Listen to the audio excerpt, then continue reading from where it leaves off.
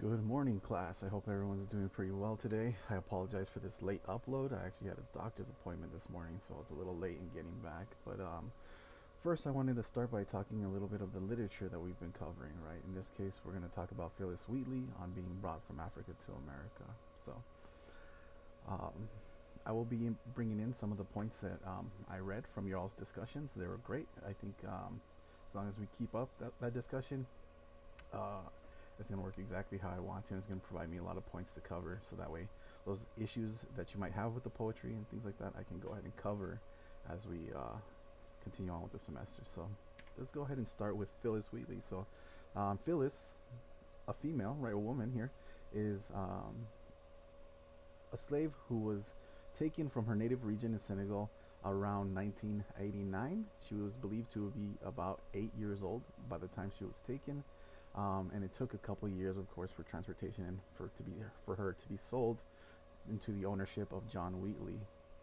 Right. So, even if we were to take a look at the emblem or the seal, which was printed on one of her publications of poetry, you'll see that it says Phillis Wheatley, Negro servant to Mr. John Wheatley, Boston. So even though it's her work that's being presented and published, there's immediate ownership of her as a person because she was a personal um, assistant and slave to John Wheatley. So um, all credit for her work is through her own capabilities, but is then taken by the fact that she is owned by a slave owner, Sir John Wheatley. So the reason I bring up that she was his personal assistant was the fact that he needed her to learn how to read and write, and the predominant methods for which um, he educated Phyllis was through reading of biblical texts, right? Meaning that she would read the Bible, and so she got a learning with a foundation in Christianity. But additionally, he taught her history, right? So we're talking about Anglican or English history, right? Crusades, the kings, and things like that. Afterwards, he did teach her the classics of literature, which would be, again, British literature and some of the Roman classics, epics like Homer's The Iliad and Odyssey and all those things. Excuse me. So uh, she actually had a strong foundation in Latin, which helped her in reading those texts and also in thinking about poetry. So the sources of her inspiration for her poetry are the classics. The things that she gravitated to was literature and poetry. Um, she even once wrote a letter to George Washington, um, thanking him for leading the Continental Army during the Revolution. And he wrote back to her saying that he really appreciated her poetry, right? So a little bit of exchange saying that she was glad he was leading the army, and he wrote back saying, "Hey, I like your poetry."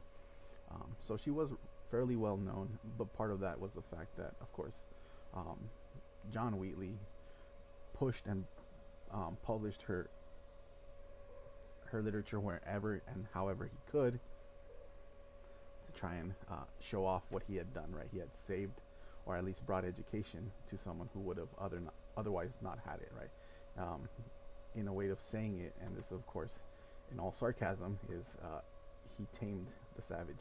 Right, things like that. So um, let's go ahead and get into the poem. So um, most of you have read it, but there are some things, questions I want to pose to you, maybe things we can consider, because there were a few of you that pointed at a certain audience, right, who this speaker was writing to. And so I want to ask you, are they writing to white educated Americans who most likely could read? Or were they writing to fellow slaves and blacks who most likely couldn't read, but if they had the opportunity to, then maybe they could read and get something more out of this poem? Or maybe consider the alternative, are they writing to both?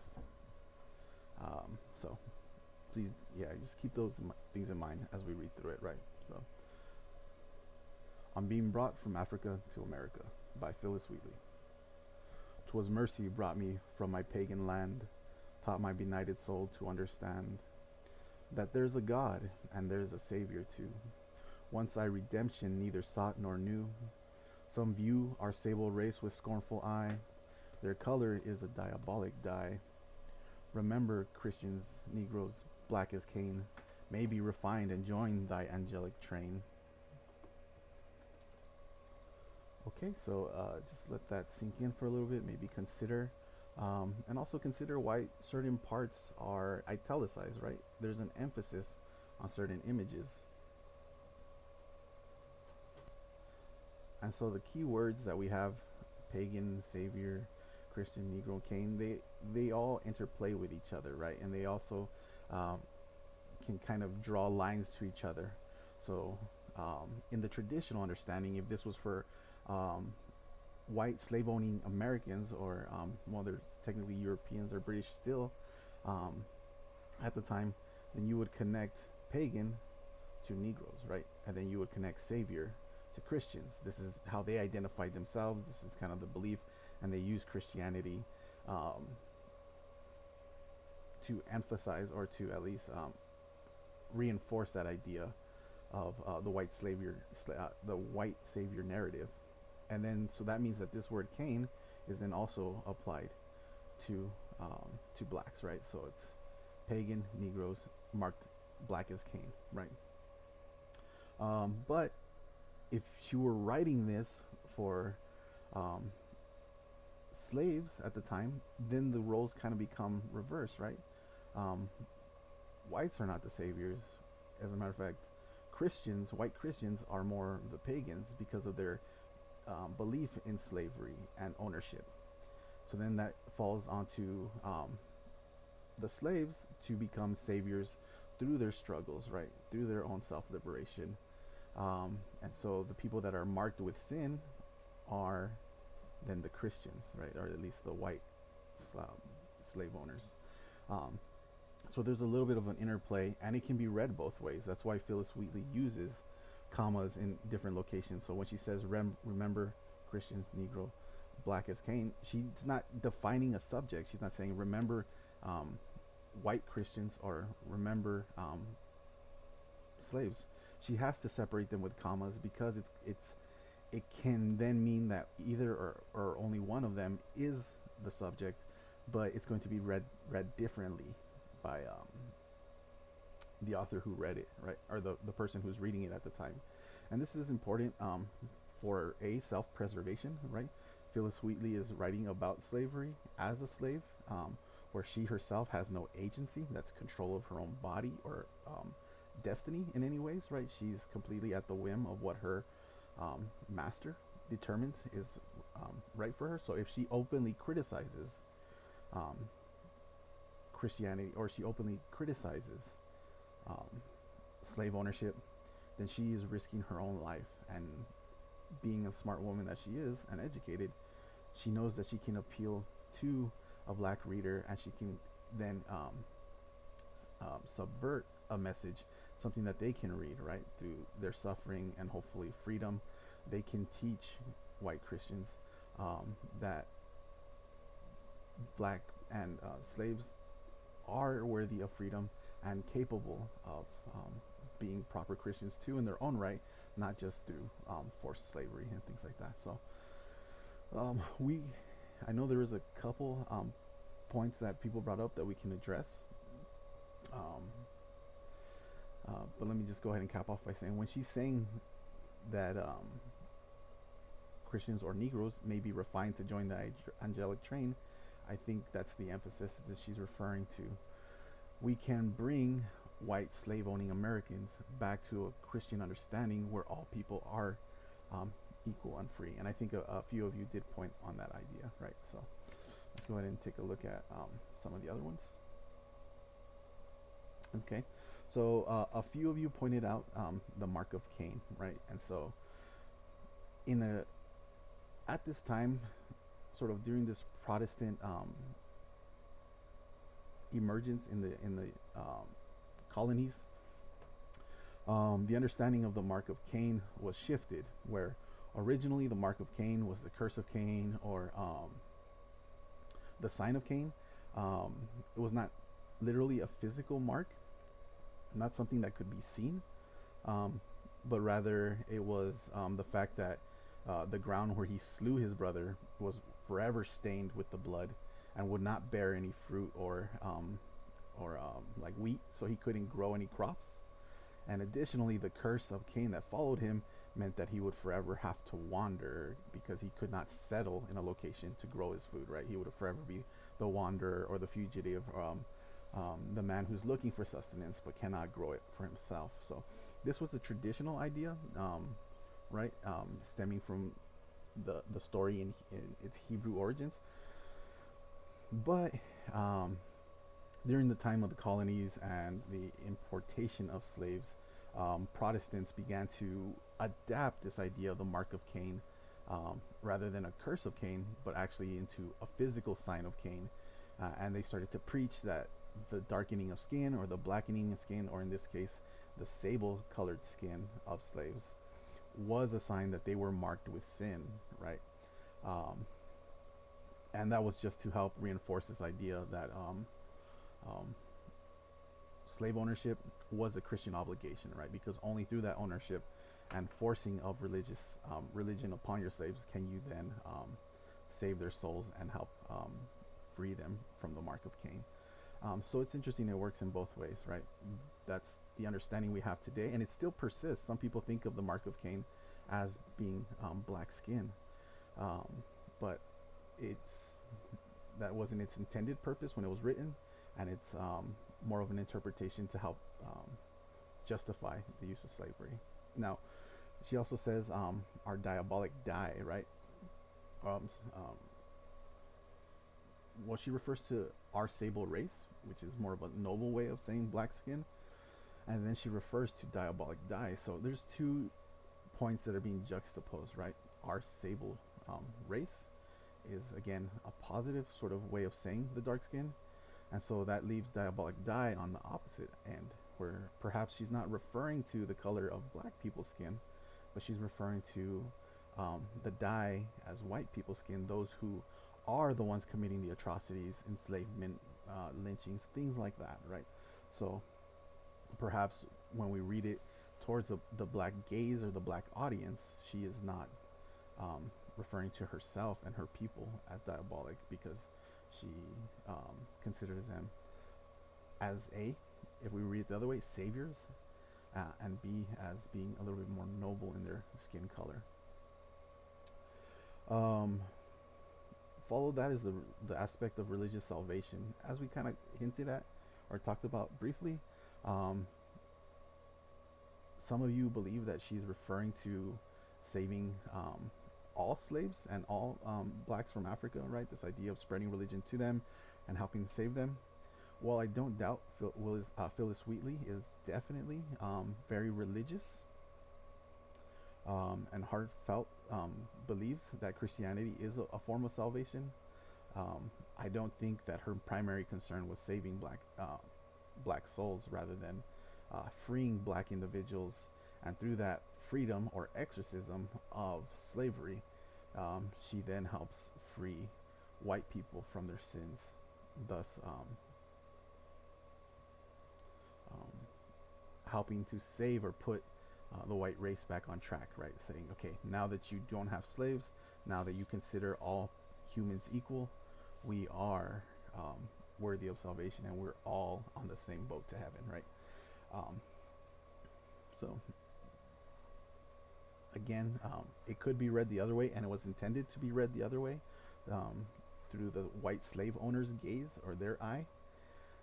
But of course, that's so that she can protect herself through her message and morals, or in the poem.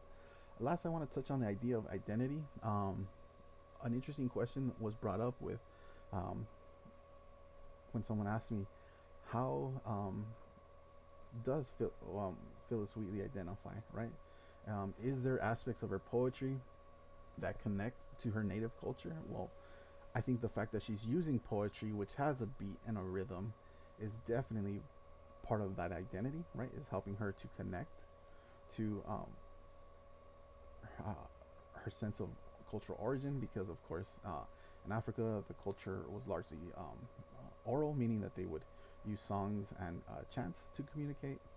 um, history, I should say. They would communicate their histories through song and dance. Um, and so poetry um, was that more direct connector to it. But you can tell through the language she uses that she's really far separated, and probably um, is conflicted in her identity because she was raised by a white slave owner with education of a white slave owner. And so she tries her best to use that to also provide a message, a moral, or something to help raise um, the perception of slaves. But ultimately, when you ask the question, who is going to read this poem? Very few slaves would have had the opportunity to read, as it was illegal to teach slaves for the most part.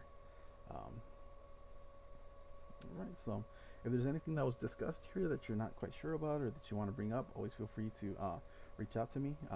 Maybe bring up another point if there's something that you would like to counter argue. I'm always open to having a discussion and furthering that understanding through discussion. So again, anything pops up, go ahead and reach out to me.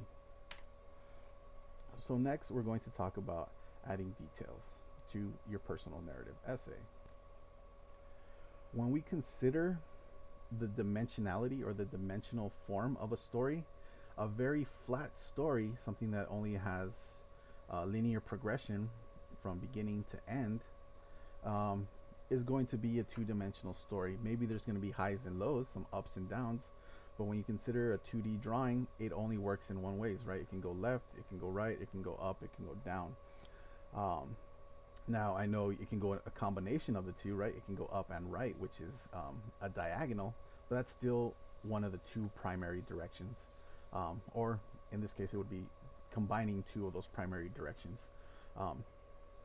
And so that's what flat storytelling does, right? It creates a linear story that might have a little bit of peaks and valleys, some highs and lows, but can only be read in that way, front to back.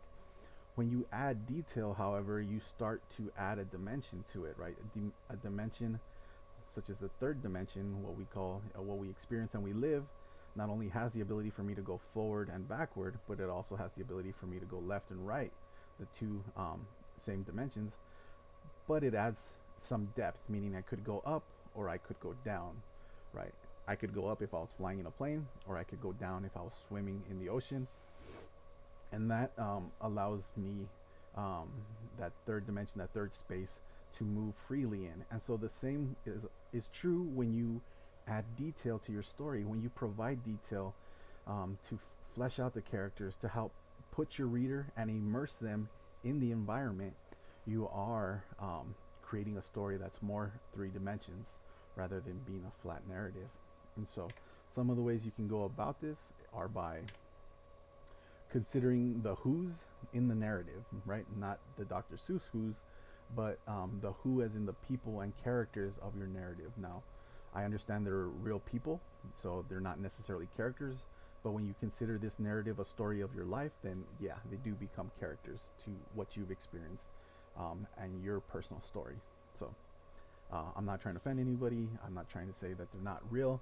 I just refer to them as characters because it's your story to tell. Now, when you consider what a person looks like, or presenting a person in your story, you need to consider their visual and perhaps even some of the auditory habits they might have. So when we're considering the visual, think about styles. I don't mean like an anime character who wears the same clothes in every episode, but I'm talking about a general sense of style, right? Were they goth? Were they punk? Were they preppy? Were they always wearing their Letterman, right? Like, what kind of attributes can you use to define, or to what style attributes can you attribute then to that individual, right? Also consider the physical details of their appearance, right? What was their hairstyle? Did they have a very thin, scraggly mustache that they thought was fully grown? Or perhaps did they have a particular eye color, facial features, anything that stood out to you that you can remember in vivid detail? Always feel free to be descriptive in those ideas, so that way we can not only see the person, but we can sketch in their details of their face and of their person, right? Their height, their weight in some cases, if it's important to the story. Um, and also consider the mannerisms, right? What behaviors and or ticks they might have. Now, I don't mean to be insulting, but of course, some people do have ticks um, predetermined by a condition they have. So if you want to talk about those, you're more than welcome to. But consider mannerisms and their behavior, right?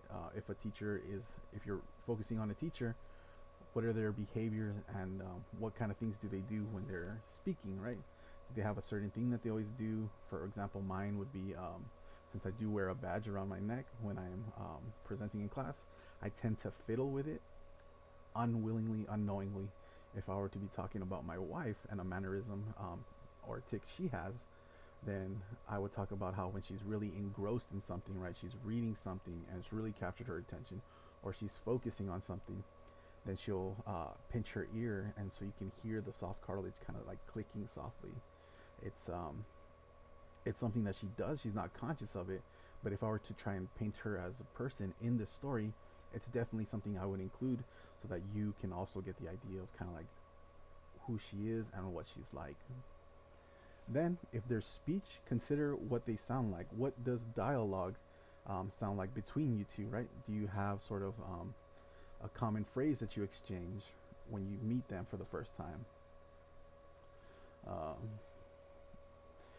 Anything like that that's unique to your experience with this person, as far as your the slang or language you use, you're more than welcome to include. But also consider things like, do they have accents? What is their overall tone? Are they a person who expresses concern in their voice, or are they always stern and uncaring, or do they only speak to you in harsh tones, right? Meaning that for some reason that you don't know, they're always mad at you.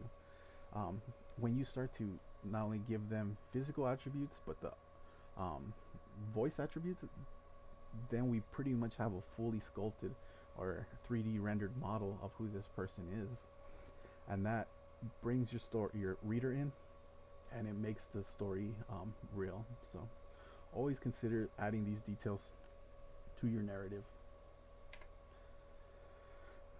Now, the next area that we can focus on when we're adding detail is in the settings, right? That means you want to paint a picture for your reader, so that the way they can also immerse them in the time and place. So, when considering the when of the location, try to give us a time of reference, right? That means talk about any current events or things that have just happened recently in at the beginning of this narrative, so that way your reader can put themselves in that place and time, right? If you're talking about um, the 2020 elections, you can talk about any major event leading up to it, or happening during it, or right before it, and that way your reader can also then put themselves there and like, oh, okay, I remember where I was at that time.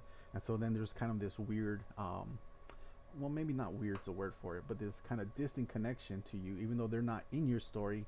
They can identify with themselves in that time and place of your story, and that helps them to really connect to your experience as far as the time goes. So um, things you can also reference are who are the presidents or world leaders at the time. Who are we talking about, right?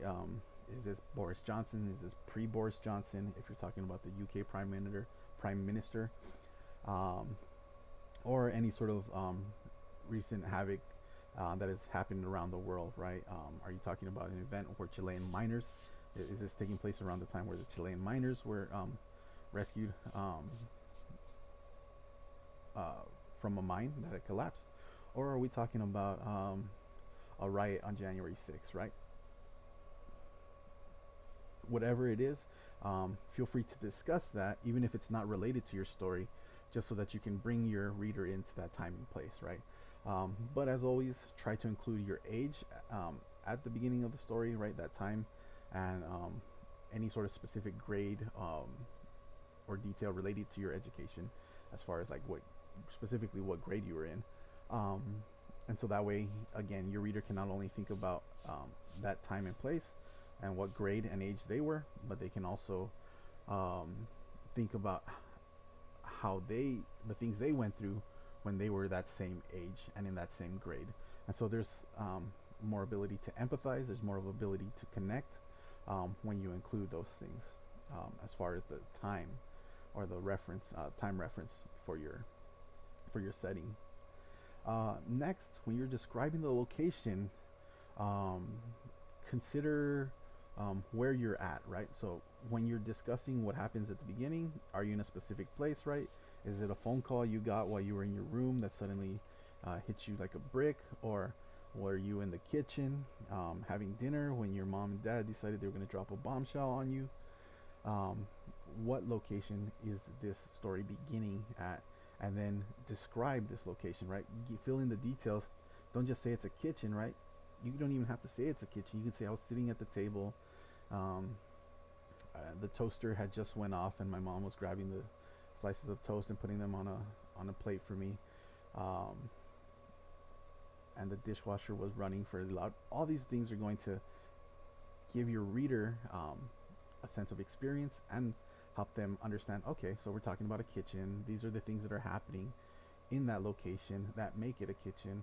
Um, or if it's happening in a room or a classroom, then consider who's in that classroom with you, right? You're going to add the who's, like the teacher, but also consider what aspects of the classroom do you remember most vividly, right? Was there always like a cheesy picture on the wall of a cat hanging on a rope that says just hang in there, or something like that? Or was there a read poster on the wall um, that was an abbreviation for some larger message, right? For getting students to read.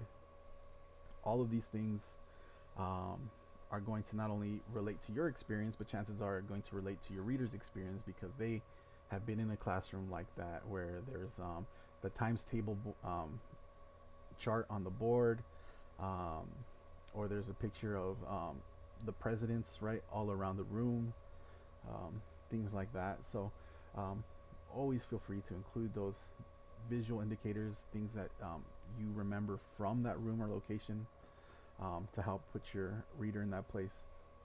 If something happens in a car, right, maybe you're in the car when you receive some bad news, try to remember as much detail as you can about it. What's the make and model, the color of it, whose car was it? Was it yours, or was it a car you were borrowing from a parent, right?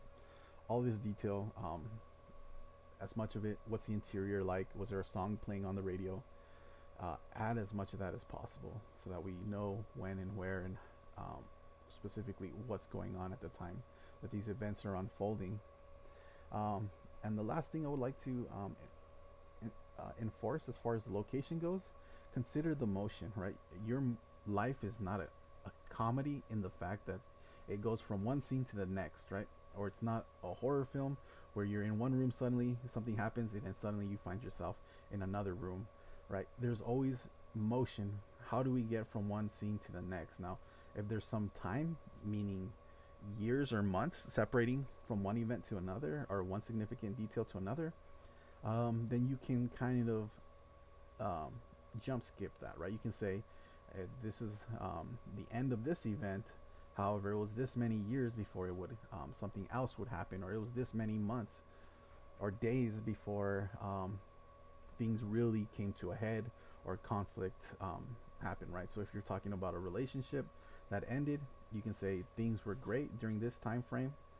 Um, However, 1 year with them living out of town started to force us to, or I would say, um, made us grow apart, right? And in that year, you don't necessarily have to describe everything that helped you grow apart, or that caused you to grow apart, but I mean, you can include it. But if you are more interested with the result, right?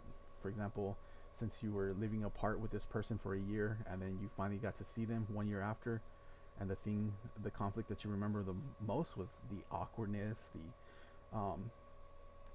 kind of like the inability to be affectionate, hold hands, or even hug without it seeming like you're hugging a stranger or something like that, then you can use some of those, but you need to provide motion. You need to show how you got from this point in time or place to this other point in time and place, right? So that is just going to add to the smoothness or the flow of the essay as a whole. And when you have too many jumps, right, you say this happened at this time, then we're at this time and this happened, then sometimes it can become a little bit choppy and it's easier to lose your reader. They'll be like, wait, what? How did we get from here to here?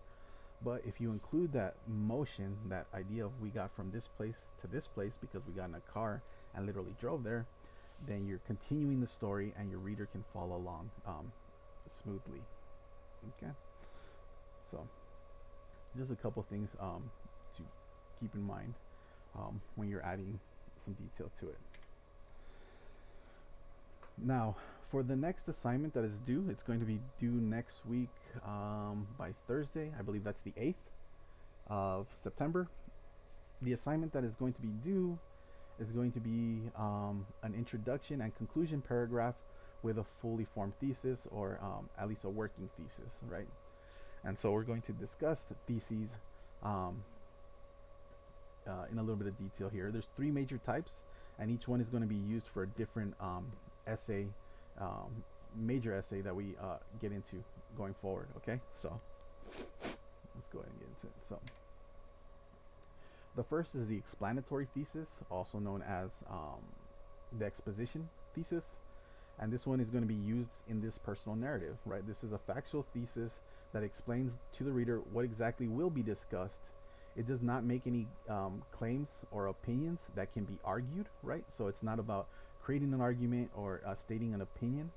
You're going to have to be factual in the events that happened, and you're going to have to present them in succession from beginning to end, right? So you have to say, here's what we're going to talk about, here's the events leading up to it, here's the conflict itself, or the culminating experience, and here's what happened after, here's the moral or the message, or here's the way I changed because of these experiences, right? That's what the thesis wants to say. That's what your essay should cover, and that's the format you want to follow. So again, you want to start by explaining the change or experience. Then you're going to focus on the you're going to mention in brief the events that led up to it, followed by the buildup or the conflict itself, right? Anything that builds tension to the conflict. And then lastly, you're going to want to consider the actual conflict or the breaking point where the change in you happens. Afterwards, you can then affect those, or you can then explain or address the effects it had on you and your relationships with other people, or your understanding of your own work ethic, whatever it might be. Then you can then kind of like cover that after you get to the breaking point. Okay, so next we're going to talk about the analytical thesis. This thesis is going to take an object or policy and break it down to its parts. This is going to be used in the media analysis. So if we were to consider the commercial or an advertisement, that's what you're going to be required to analyze, is a commercial or photo advertisement, right? Something that you might see in a magazine, maybe not so much today, or a newspaper, or even just on a web page that you're visiting. Sometimes you'll see, you know, like a makeup advertisement that has a picture of somebody, or a toothpaste advertisement, something like that. And so what it wants to do is it's going to say, here's the thing we're going to be talking about. In this case, the advertisement or the commercial.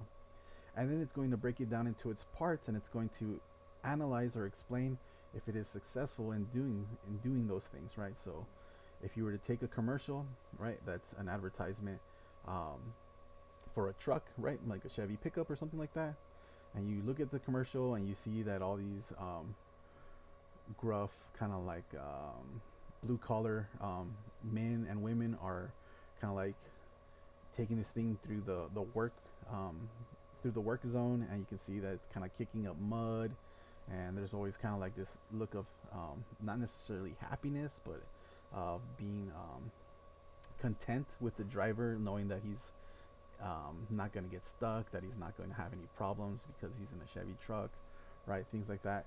So you're going to take a look at that, and then we're going to apply ethos, pathos, and logos to it, right? We're going to say, what is the ethical appeal that this commercial is making, right? Do they bring in a celebrity, or something like that to help sell their product, or what's the pathos, which is the emotional appeal, right? What sort of experience are they showing, and how does that appeal to you and your emotions to make you want to buy this truck? Or if we're talking about a pet adoption agency, right? One of those that has Sarah McLachlan, the Arms of the Angel song playing in the background. What emotions are they appealing to you to try and get you to adopt and or support an animal shelter, right? Usually we all think of sadness, but more importantly guilt, right? By showing you all these images of these animals that are suffering in shelter cages, then it's really trying to appeal to, well, A, make you sad, but B, make you feel guilty more than anything, because you're like, hey, I live a pretty good life.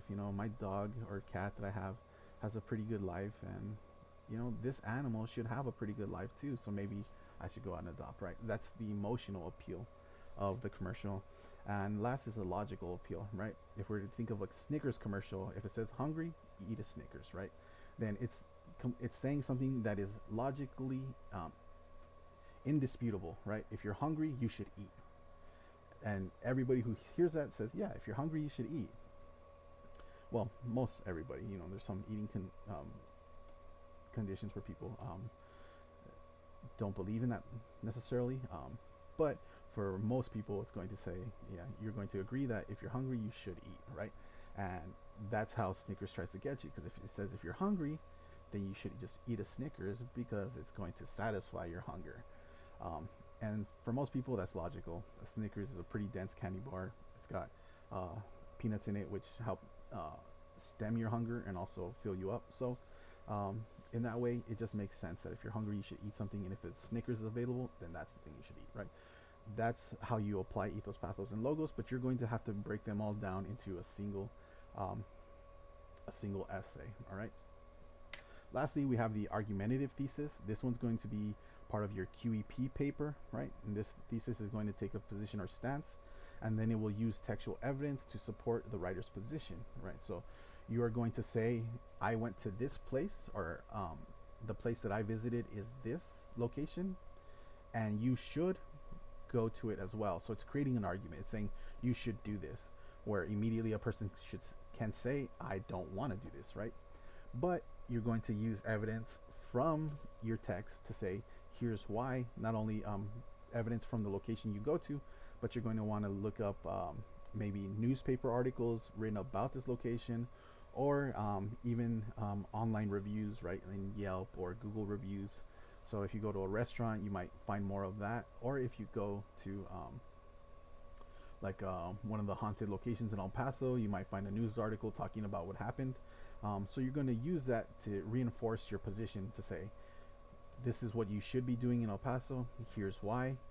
Even this article states that